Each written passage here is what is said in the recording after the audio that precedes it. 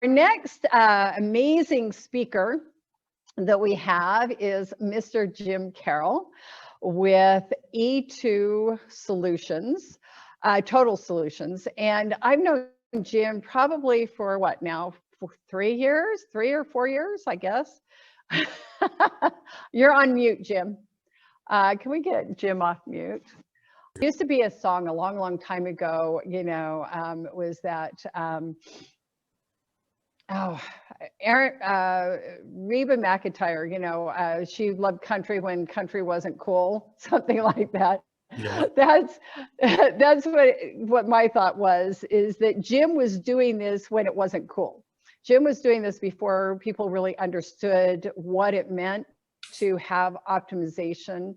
And he has been doing a lot of seminars and education around just helping people and businesses to get out there. Because, you know, the one thing I know about business is that you start a business and it's like, okay, I've got a business now, here I am, you know, and like we commented last time, you know, you get a website and you say, okay, my website's up, so now I'm found and now I'm in business. And you sit for the phone to ring and nothing happens. And you even go to look for your own website and you can't find it, right? So Jim, you know, tell us a little bit about you and again, you know, what got you into SEO? What were you doing kind of before? What got you into this? Well, thanks, Lisa. Thanks for having me today, and hopefully I can share some nuggets with everybody that make sense. But it's intriguing. You know, I want to say back when I was in school, I used to think that history was probably the single biggest waste of time. And now I want to talk about my history and maybe even a little bit of the history of the internet and search engines and how those all work. But as far as my business history goes, my last corporate job that I had was 24 years ago or something along those lines. And I was executive vice president of new business development for the nation's largest digital marketing company. And I actually helped them sell a program that was so big, it was going to take multiple years to fulfill that one contract. And the program happened to be with Toyota of Japan. And so I basically worked myself out of a job. They had no more need for new business development because they were going to consume all the resources that they had trying to fulfill this one major contract. So they severed me out of the company, and I spent a little bit of time golfing. And then my wife at the time told me that she thought I needed to go find something to do. And so I started. That was about the time that the internet was coming to light, and you know, the designs were horrifically poor, and I thought that you could make a more appealing design and be successful on the internet. So I ran that company for several years, got kind of tired with it, and ended up selling that company and started golfing again. And my wife, you know, in her infinite wisdom, told me to go find another, you know, job or something to do. So I actually started another company called Webhits Hosting, and ran Webhits Hosting for many years.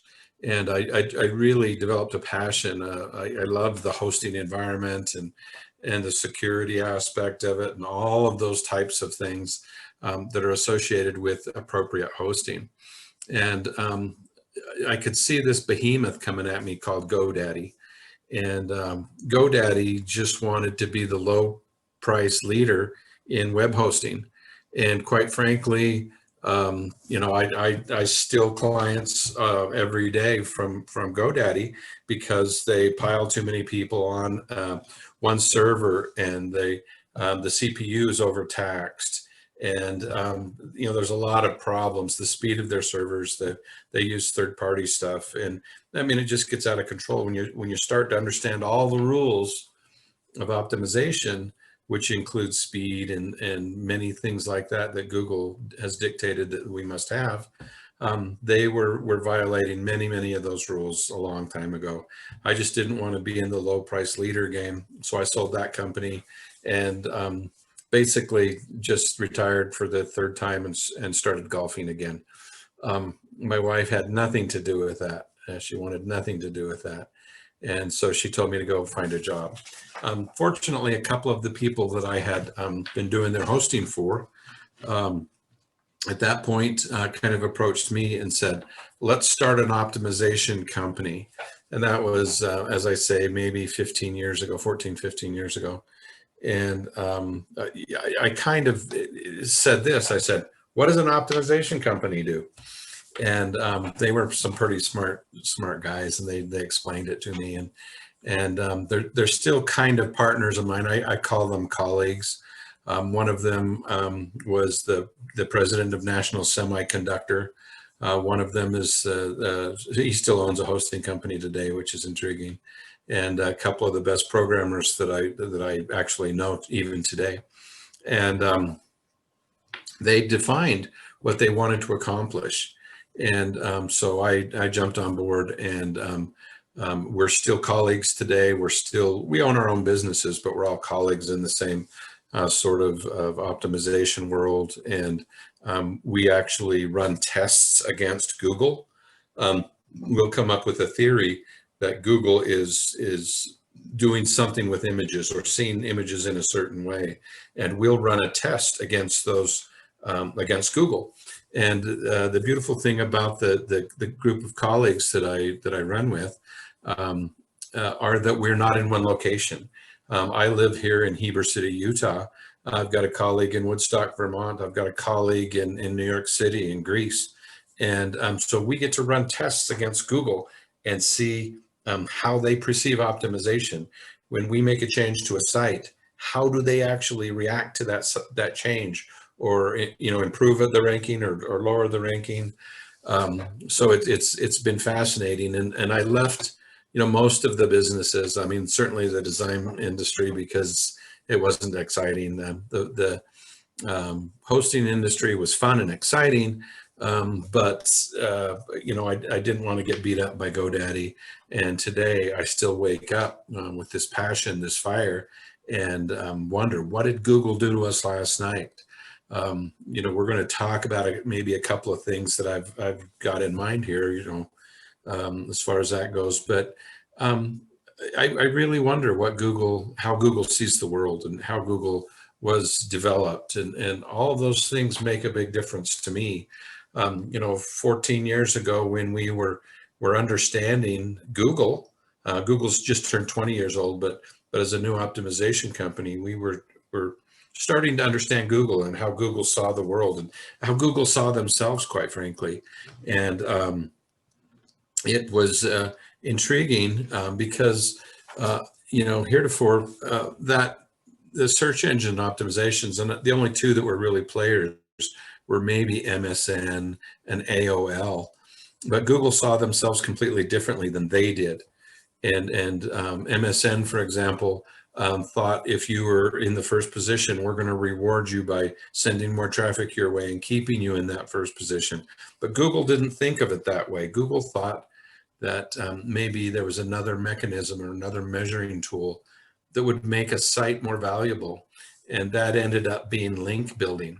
And links are still a primary source of how Google ranks a website. There's a multitude of other things that have gone on to help them measure the value or the worth of a site.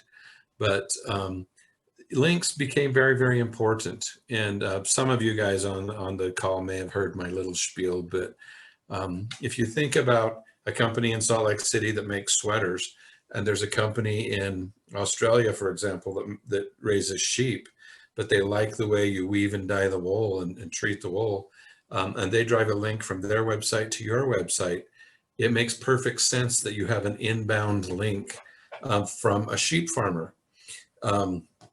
So that's how Google started to measure value, was by the quality of the inbound links and the quantity of the inbound links.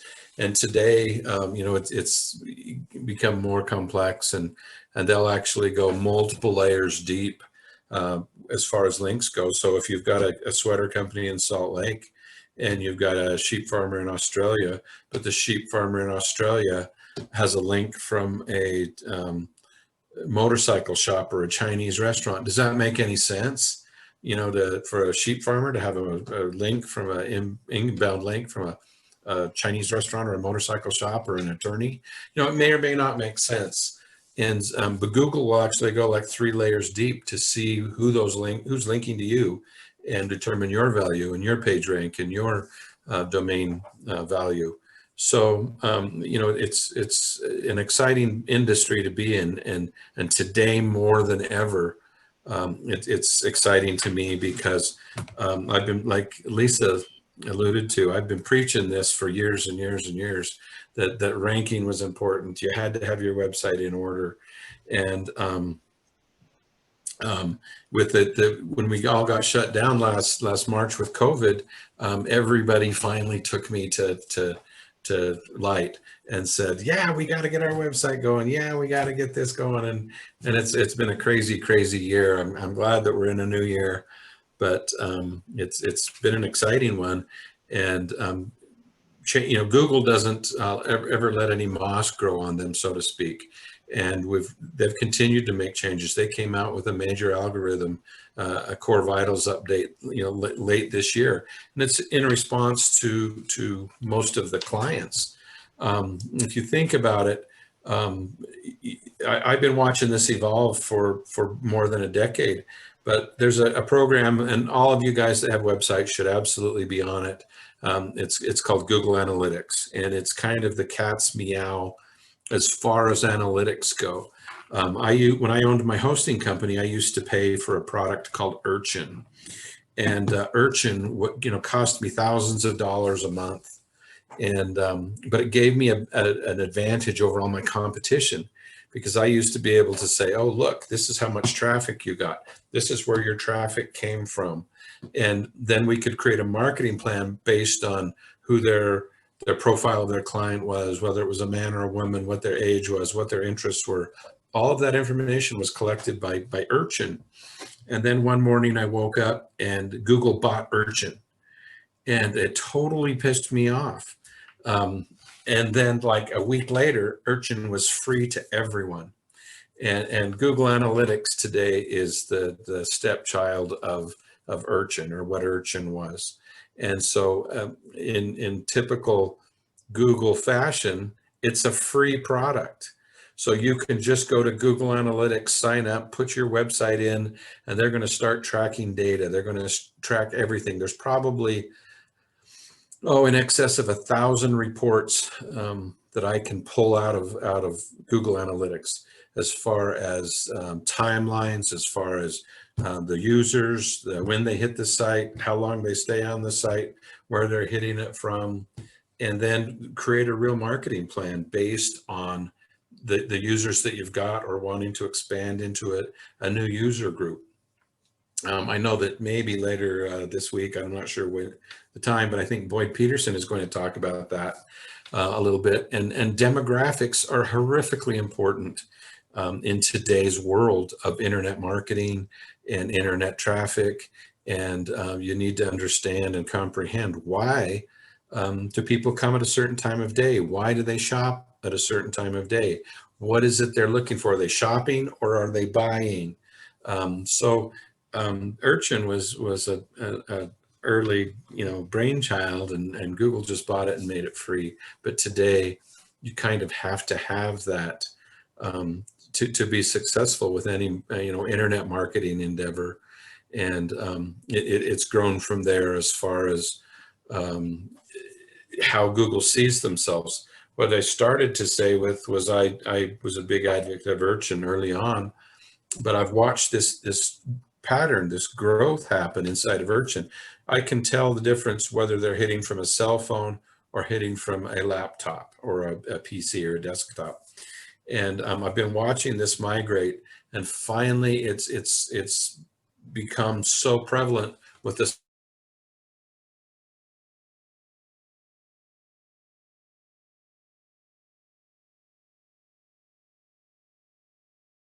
their mobile index first, which was mind-numbing as an optimization guy.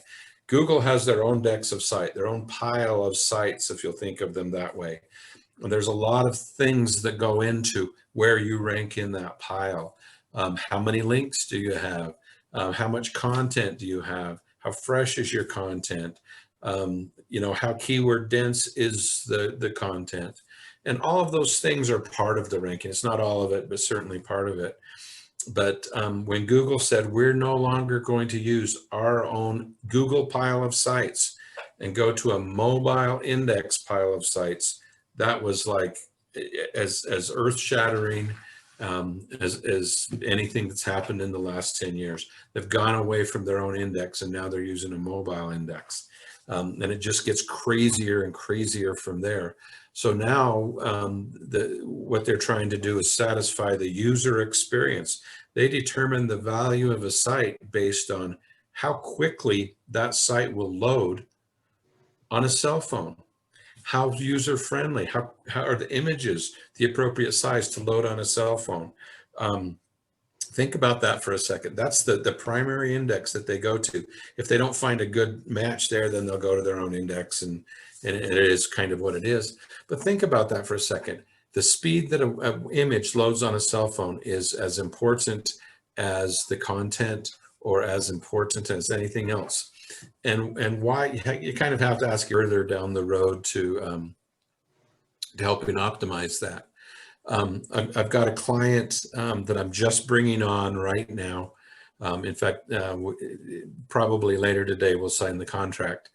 And his site does not have an S attached to it. So HTTPS, which the S stands for Secure Socket Layer. So his is HTTP, / whatever. And he doesn't have that S. And he when he approached me, I've known him a couple of years. And when he approached me about a month ago, he said, Jim, can you look at my site? We're just not getting any rankings. We're not getting any traffic. And the very first thing I did is say, you don't have a secure socket layer. And he goes, well, what does that mean? And Google has come right out and said, if you do not have a secure socket layer, that HTTPS with a little lock or whatever you guys are used to seeing, we will not rank your site in an organic search. So let me say that again. If you don't have that secure socket layer, Google will not show your site or rank your site in an organic search. So he, has this business that's been around for, I'm going to say 10 years, and he's not even ranking in organic searches. There's no, surprise that he doesn't have traffic. He can't rank in an organic search. He's been trying to sell everything on eBay or on Amazon, and they take all of his proceeds. So he's actually in the process. Last week, he set up a new corporation. He's transferring everything into the new corporation. We're building a new website, and they're going to do well with online sales. But right now, they can't, they other than Amazon sells, which takes all the profit, they don't sell anything basically online. So, Jim, can I jump in just for a second? Of course. How do you get that S? Oh, charge you an extra $100 a year. That's how GoDaddy was able to be the low price leaders, because everything to them is an add-on. But if you go to somebody, and I'm a huge fan of SiteGround, I'm going to tell you guys how to find SiteGround. If you'll go to the bottom of my website, which is e2-ts.com, scroll all the way to the bottom. There's a link there where you can click and certainly, it'll click you through to SiteGround. But SiteGround, it's just a free service. They provide it as a free service. Every one of my sites that we build and host actually have a secure socket layer today. Great question, Lisa. Thank you. So what, so I take it, so with all that golfing, I just got to hit, with all that golfing, were you a good golfer? That's a great question. So I'll tell you a little secret. I don't tell very many people this. My dad owned a golf course when I was growing up. And I played with the pro every single day from the time I was 14 till, I don't know, maybe I was 18 or something like that. And I'm a pretty decent golfer at age 18. I'm a scratch golfer maybe. And my dad wanted me to turn pro as bad as anything. That was his dream, was for me to be a pro golfer. I was pretty athletic, and he wanted me to be a pro golfer. And so I decided at the time I was 19 or 20 that I should quit golfing and start skydiving. And so I have about 4,000 skydives, just a little over 4,000 skydives. And today I suck at golf. If you're planning a scramble, you probably want me on your scramble team, but I'm not really a great golfer today, but I certainly enjoy it. I enjoy getting out and having a good time. So you might not help us with golf, but if we ever want to jump out of an airplane, then we definitely need to. Exactly. I'm your guy. That's right. I'm your guy. I'm your guy. So what, I mean, because you've got so much knowledge, and thank you so much for the generosity that you've already shared with us. When you're just first getting in, I mean, first of all, of course, if you guys want to connect with Jim and that, please do. But there's so many people out there that say, hey, I can get you on Google, I can get you at the top of Google, I can, and you're spending these, hundreds of dollars or thousands of dollars or tens of thousands of dollars. But when you're very first starting out in business, you're strapped and like, is there a few tips that you can do on your own? And then when is it, like you said, best to, connect with somebody and start that move? Or what, do you know what I mean? What I'm trying to say is. I do. And I know I should maybe tell Lisa, I know her through a couple of networking organizations that we started way back. Remember Grassroots Networking? And we used to meet at a little tea shop and stuff.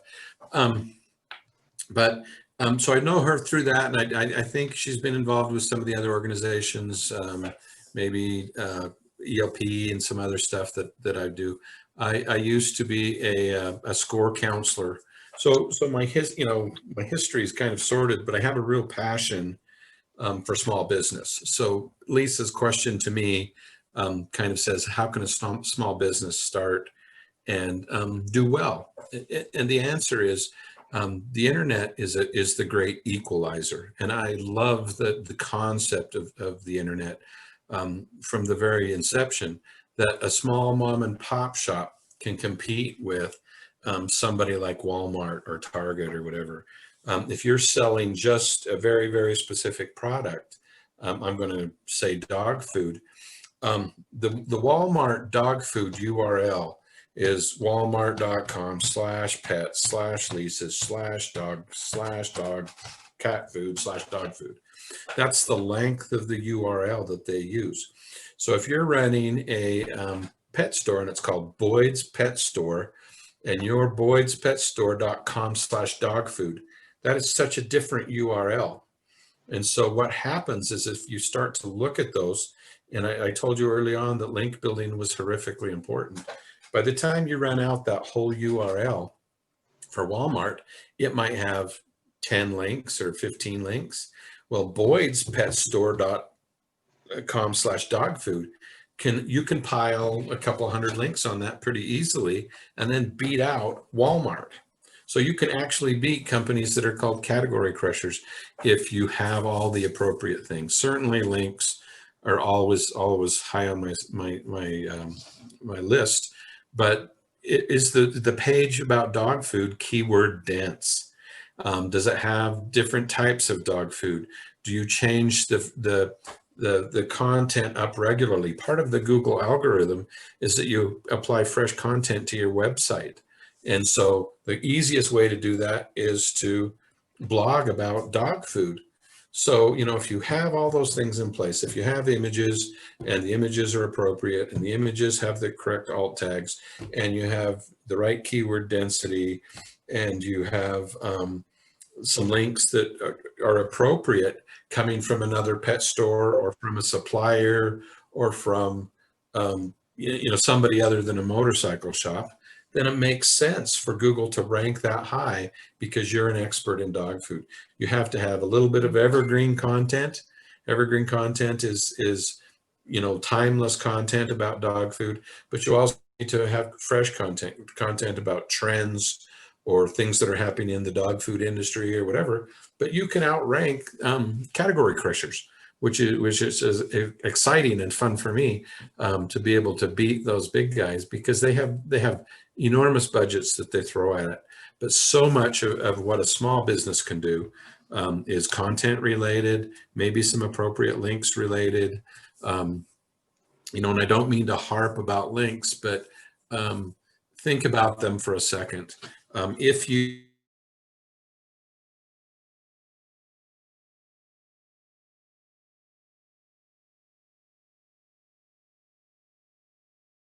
you get a link from the Harvard Law Review, that's going to come from a .edu. The Harvard Law Review is the most prestigious link that you can probably get, but it's going to come from a law review. Think how important that is, how Google sees that. Google will actually see that link, follow it back, read the article, make sure there's an article that's appropriate, and then rank you accordingly or give you credit accordingly. If you get a link from a .com, it has value. If you get a link from a .net, it has value. If you get a link from a .de,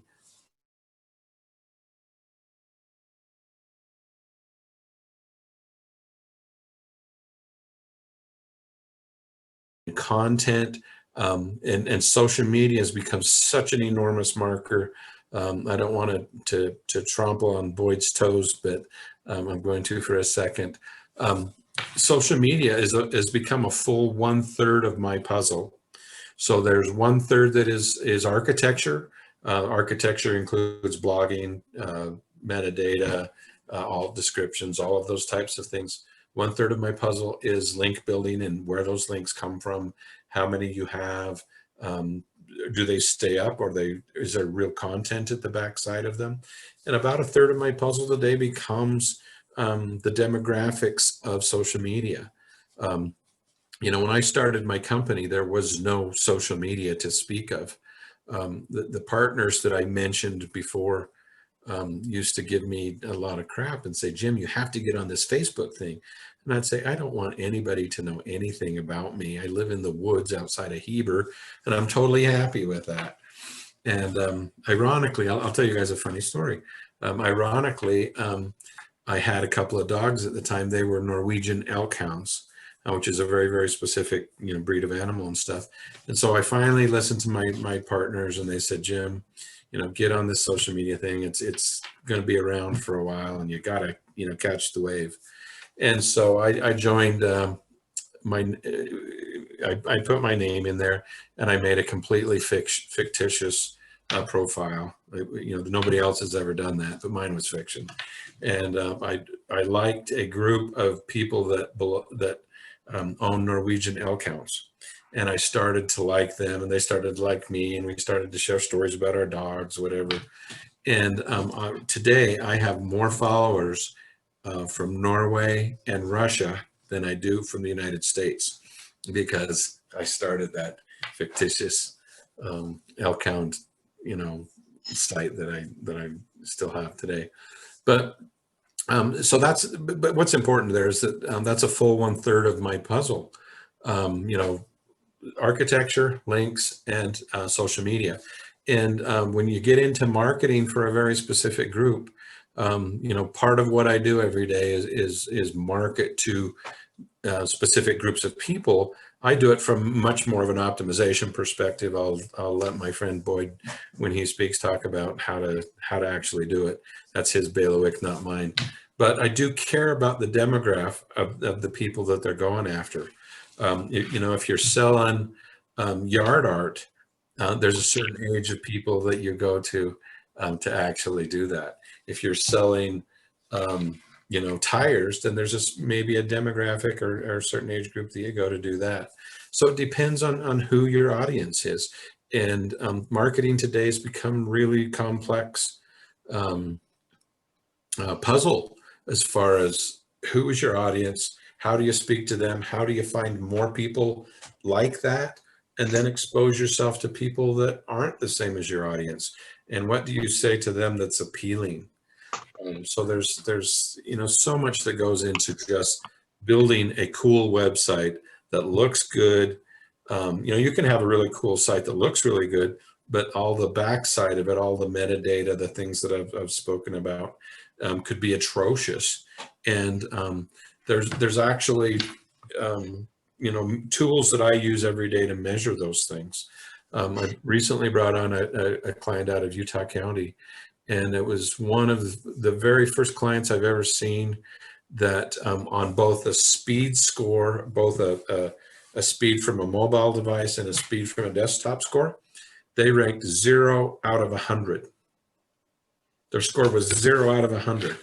And just by moving them to my servers and making a couple of little tweaks on the site, we got them to 70 that fast. So 70 out of 100, they're ranking today, and they're very, very busy, quite frankly. We're doing some additional things as far as maybe we've got a couple of radio spots and some television spots, and they're doing extremely well. They were literally sitting there twiddling their thumbs, and today they've got they're backed up on appointments. So it's not any one thing, but it's all of those things that you do. It's the keywords that you choose to be found for. It's how those keywords work. If you're a roofer, for example, do you just want to be found for the keyword roofer, or are you using the keyword roofer near me? And then there's local search versus an international search. I have an international client, and he just challenges me all the time because he's a great guy. He lives in Switzerland. His business is in Washington State. He lives most of the time in Canada, but when he signed the contract with me, he was in Mexico.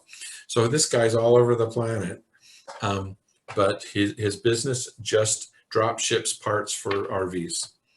And so he has a really complex strategy where he doesn't warehouse anything. Everything is drop shipped from a supplier. So he's built thousands of relationships, and then we manage inbound thousands of links for him from all of his relationships, all of his suppliers, and we make sure that there's appropriate content for them.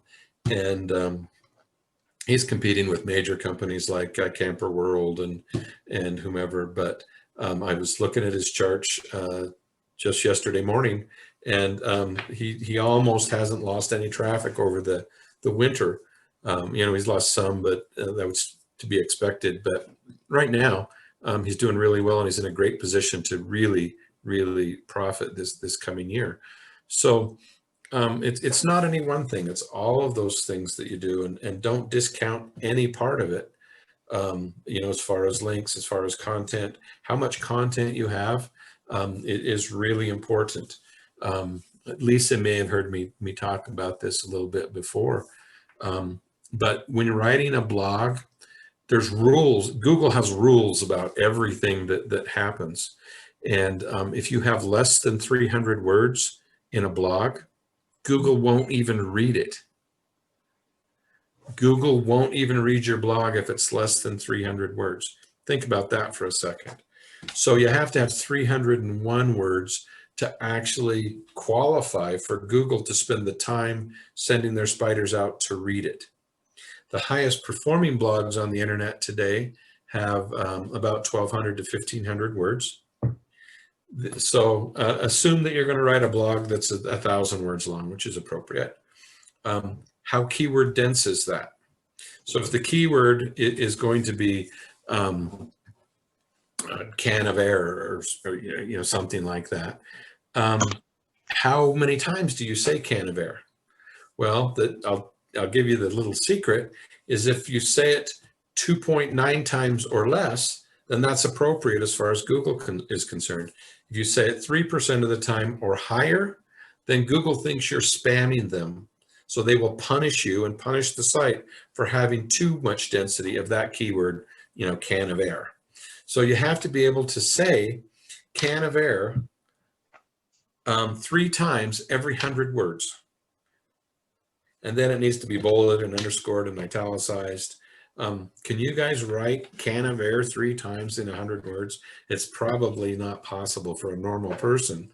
But I have copywriters that's all they do. I give them a keyword and I give them a density, and they write to that density. We post it.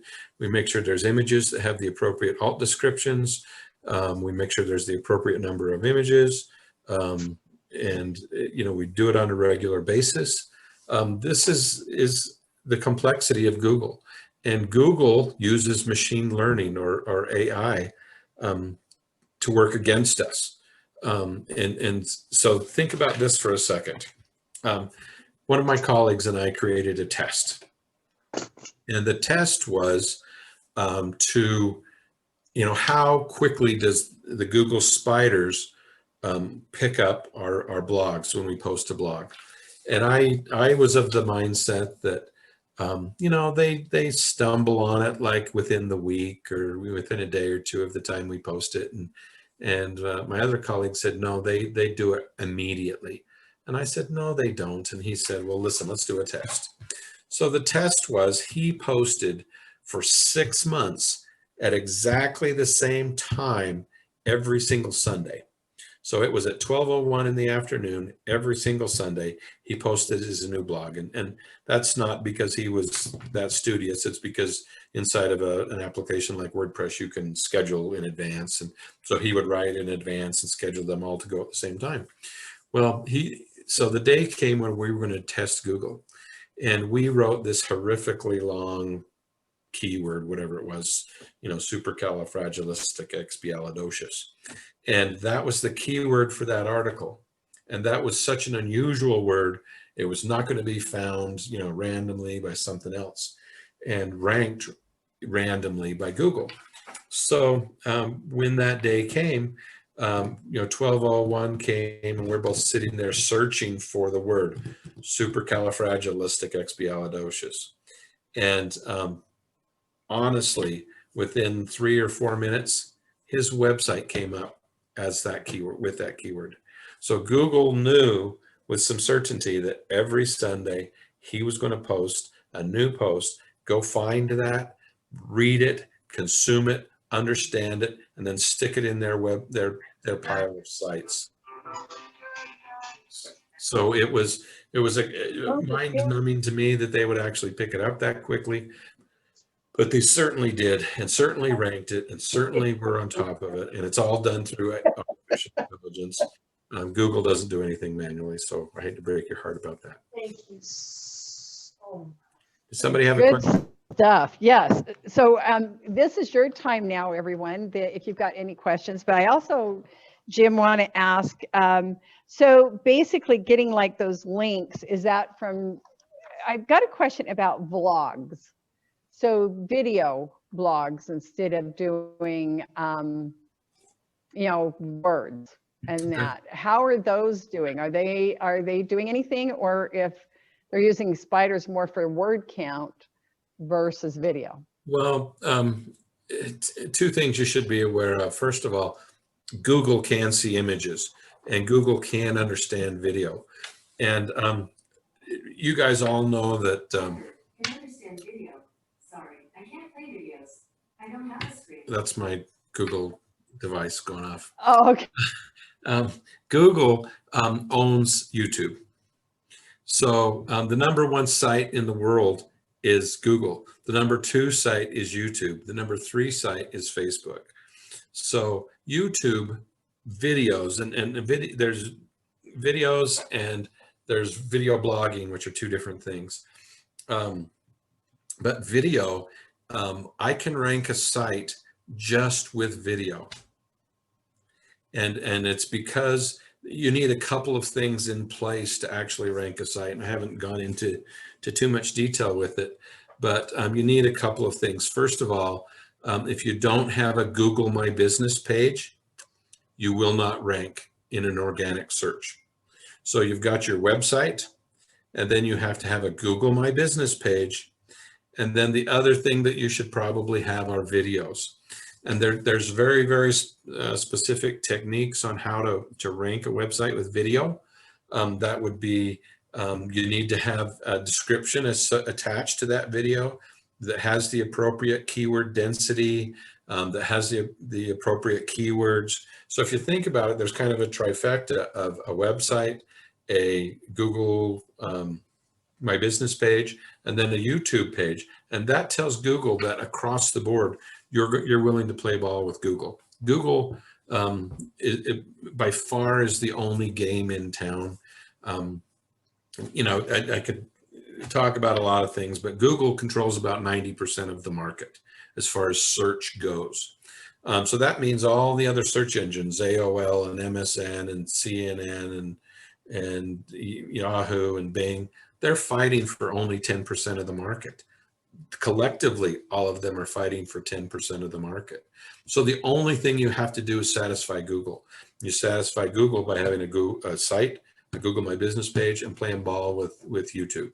That tells them right there that you're playing ball with Google. The only other thing that you can add to that is I'm going to say Facebook. And Facebook is the only social media platform that they truly, truly respect. You know, there's some other big ones, I'm going to say Twitter or whatever, but they respect Facebook because of their wherewithal. So when leaving reviews, they check Google My Business reviews and, sorry about that, and Google My Business reviews and Facebook reviews. All the other things that people care about, Car Talk and Yelp and everybody else, they don't even matter. So the only reviews that they care about are from those two platforms. So if you're playing ball with the appropriate platforms and the appropriate times, you're active on social media, you're active on Facebook, you have new reviews, all of those things matter to Google. And so, you know, you've got to play ball with all the right places, or in the right places, I should say. Does that kind of answer your question, Lisa? Yes, it does. So I'm going to open it up, everyone. Again, this is your time to ask Jim, you know, some questions that you might have, whether it's on your own site, getting started with the site, or about your business.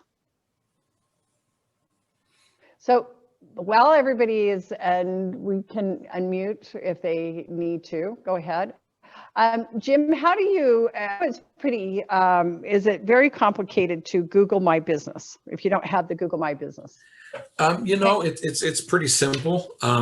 If you have somebody like me, I usually can do it on the phone, and I'll just walk you through the process. We go to the Google My Business page, set up a Google My Business page, and then there's like a series of maybe 20 questions.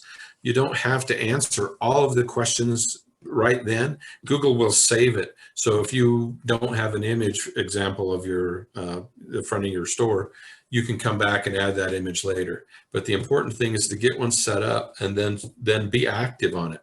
Not only active with changing photos, but posting content to it, post blogs, or not blogs, but social media posts to it. And all of those things are a winner, but it lets Google know that you're playing ball with them. That's the important thing. Great. And does anybody else if I help you, you know, we can do it in 10 minutes. If you do it yourself, it might take 20 minutes. But all you do is you go through the process and answer those questions. Yeah. Google asks the questions, you just answer them. Well, and you do not have to have a brick and mortar. You can have a home-based business and still Google My Business, correct? That's absolutely correct. To this extent, my design company had a brick and mortar. My hosting company had a brick and mortar. 15 years ago when I started this company, by design was vapor. And I don't have an office where people can go to. I don't have a building where people go to. A lot of my employees all my employees are 1099 employees. I have a copywriter that writes from California.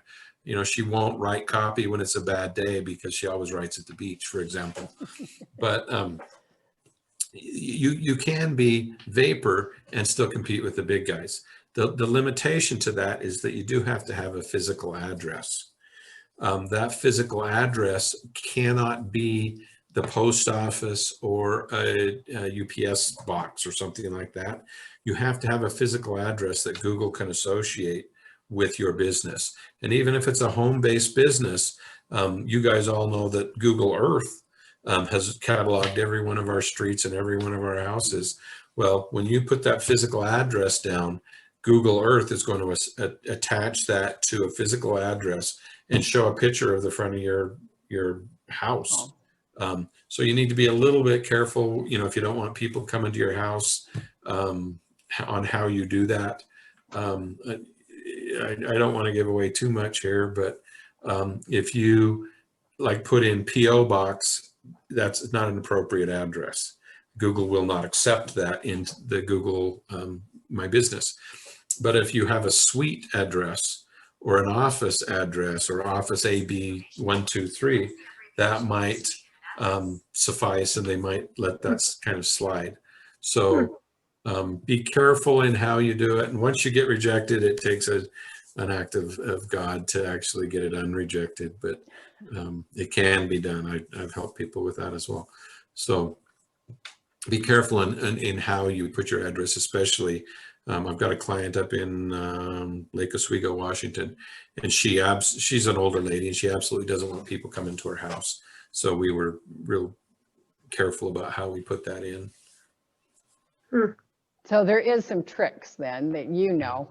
Absolutely. Absolutely. Great. Does anybody have a question? I have a question. Thank goodness I'm here today. Thank you, Lisa, for putting this together. It's been amazing. I am just about ready to go in and pay GoDaddy for my site, all that good stuff. So I'm interested in obviously switching now that I know about GoDaddy. Question is, our website is a corporate website, which does not allow us to do anything for SEO. How would I be able to do SEO? Would I have to have a separate website and with a landing page? What do you think we should do? Well, there's a problem with corporate sites, and the problem is twofold. First of all, they don't let you do any SEO yourself.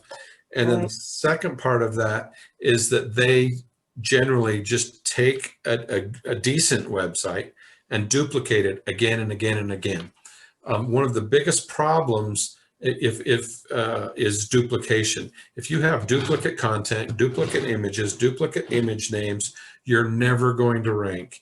If you belong to an MLM, for example, I guarantee you're never, ever, ever going to rank.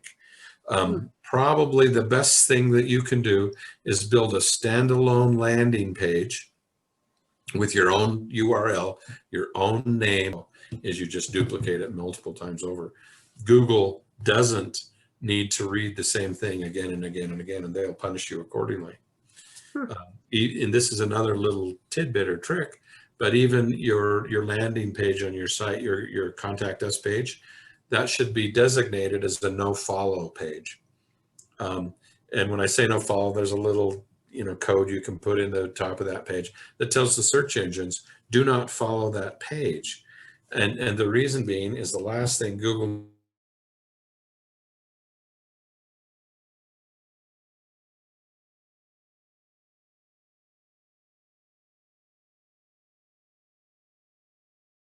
you're never going to rank as an affiliate, but a standalone site that refers to your affiliate page with a link so you get all your commissions is the best way to go.